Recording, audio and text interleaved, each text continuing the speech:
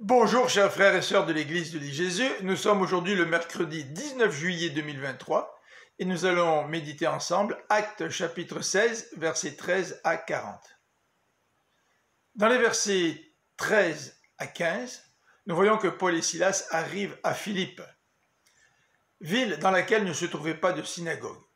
L'équipe missionnaire décida de chercher un groupe de prière qui se réunissait au bord de la rivière.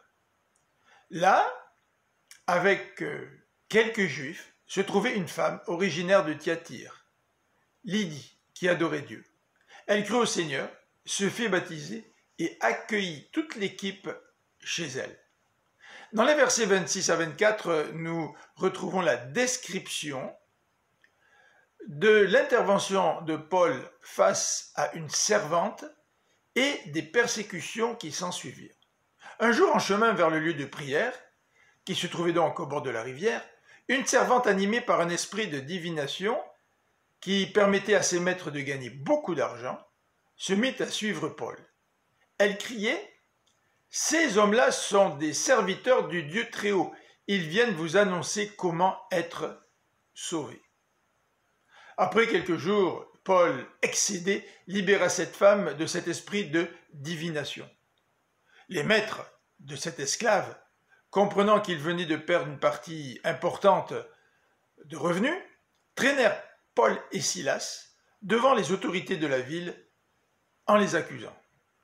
La foule se souleva contre eux, les magistrats les firent battre à coups de bâton et ils les firent aussi jeter en prison. Ils furent enfermés dans le cachot le plus reculé, les pieds attachés dans des blocs de bois.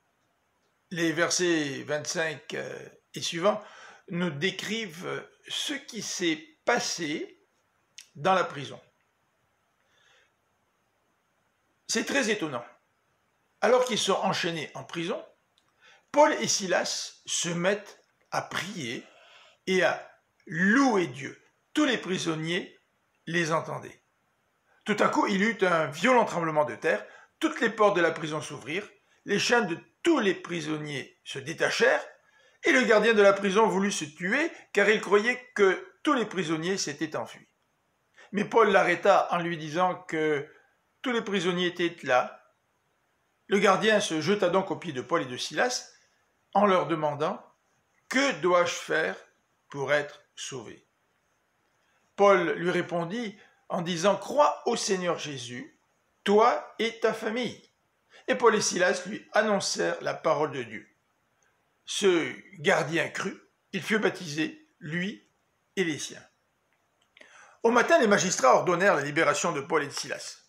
Mais Paul dit au huissier « Ces magistrats nous ont fait fouetter en public sans jugement alors que nous sommes des citoyens romains.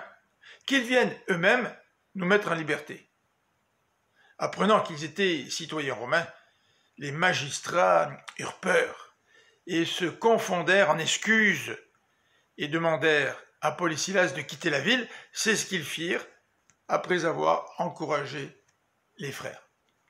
Petit détail, les Romains ne pouvaient pas être battus et mis en prison sans jugement équitable. Je vous souhaite une bonne fin de journée, que le Seigneur vous bénisse. À demain.